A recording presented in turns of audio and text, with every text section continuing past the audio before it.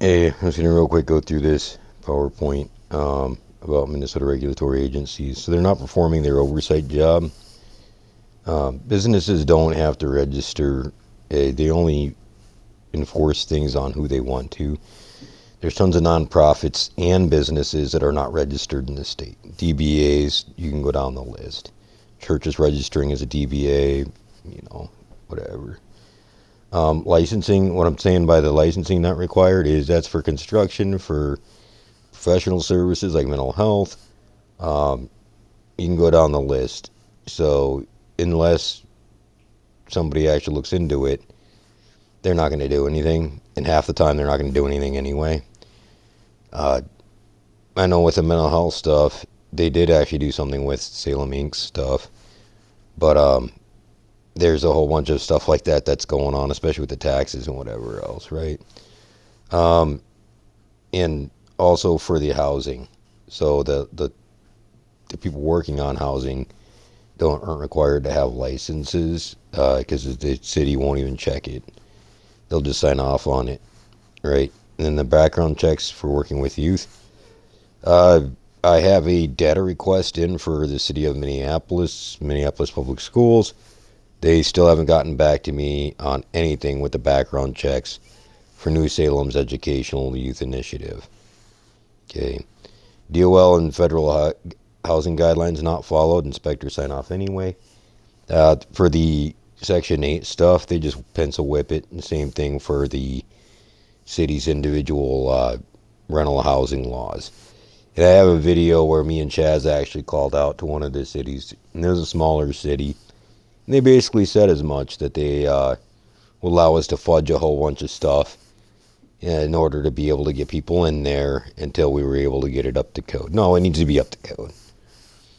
Okay, the Secretary of State, again, they're not registered or doing business as a different name. You have landlords, rental agencies, churches, nonprofits.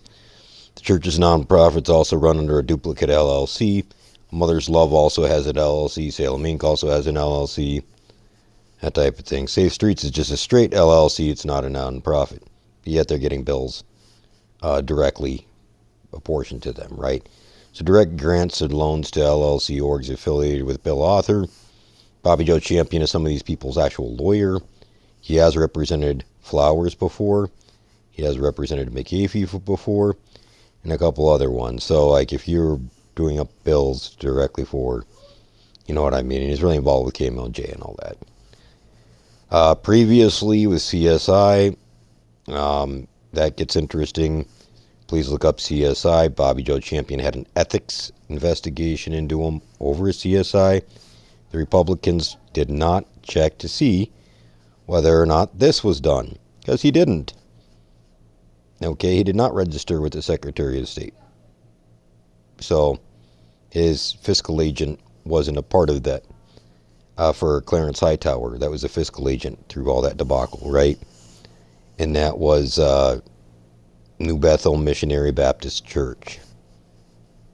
Now they have True Vine, whatever. I have it on the other one, other slideshow, the exact name, and I can get that for you in a second here. Okay, the bill's author staff works at nonprofit. They got the money. There's Turning Point for one of them. They had a big thing about it. Well, it's not that she was working for them, but she was working for them during the time that they got the money portioned directly to them. Bill Author works with community orgs that push votes for them. They do grants for votes. Lack of oversight. LLC, nonprofit, the same name. Yep, and then no reporting and oversight requirements. Undue influence. The community org selected is not an open bidding process. They're based on previous involvement with Minnesota Heals 2.0 prior to the 2022 elections. The community orgs, they also contract with the Downtown Improvement District. I have a whole paper that I've written on that, which I can get you guys. I wrote it for my ethics class about the undue influence and the legal problems and constitutional problems with how it runs, right? So it's not just my opinion. No, there's actual legal arguments behind it, right? In the Downtown Improvement District has an undue influence over the justice system. They have their own judge, prosecutor, etc. They also are able to tax, right?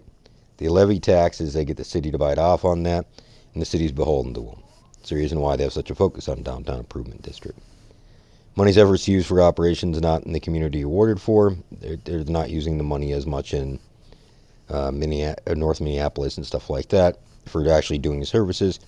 They'll do a small little bit there, and then they'll go do these other things where they're getting paid twice because they're actually getting paid on top of their grant money.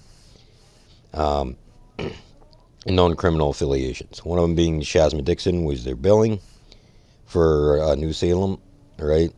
Now here's her stuff for where she did the fraud. And here's her involvement with 21 Days of Peace and New Salem. Okay. So, Marlon Ace Boogie Moore, another fraudster. He also ended up getting rid of evidence. He destroyed evidence in that. And you can go down the list. Here's the legislative update on that, right? And here he is signing for a contract with Minneapolis Schools as the CEO of Salem Inc. And here's their contract. Okay. The actual provider for the education services with that, the individual they have on that, isn't listed as an employee on the 990s. So that gets interesting. Okay.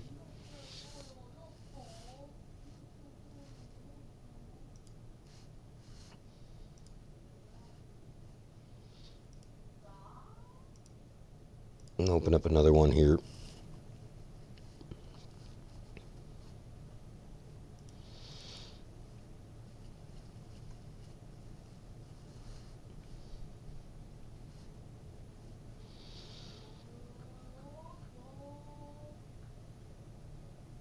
Let me see if I can get this pull up. There we go. Okay, the Jones Day contract.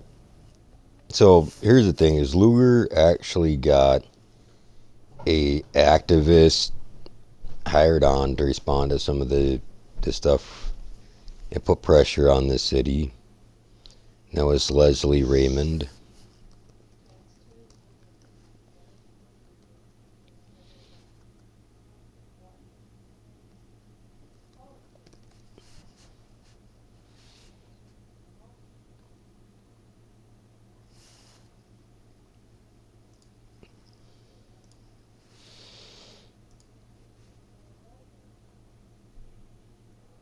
Redmond.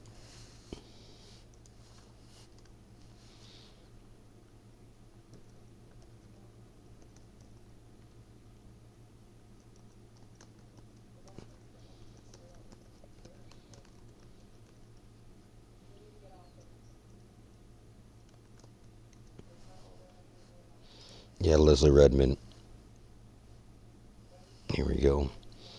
And down at the bottom in the recommendations right here. Okay. They got together and they got Leslie Redmond, right, to be the community leader. Well, then they also went and they contracted with the city to respond to the complaints. Okay. Only a few of the lawyers had been found to be registered. They were based out of the Minnesota office. The rest of the lawyers were not. I haven't been able to find their registration. The contract was renewed under Yvette McGee Brown, and the top three minimum did not register. I have all the information there. Okay. And the contract stuff. And then you have these community guys who got in with that. Now, see, in 2022, Lugar at a Minnesota Heals 2.0 and met with many of these people. Okay, so these people were already selected ahead of time, and now they're getting the money.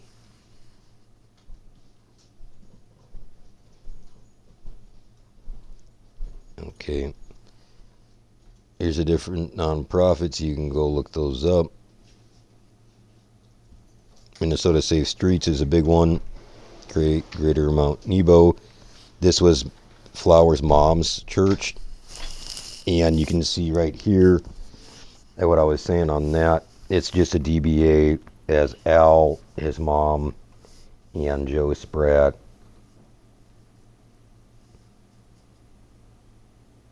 And here's the CSI stuff, right? New Bethel. Missionary Baptist Church doesn't exist. They made it True Vine, and they did that up later afterwards, much later. Here's the appropriations, right? New Youth Redevelopment. Shazma was a part of that. We have the documents on that. These guys get selected to become community leaders, and it gets interesting. So that's that. Hopefully that helps. If you guys need anything else, please let me know. And sorry about the delay in between the two, and I was trying to find the Leslie Raymond stuff.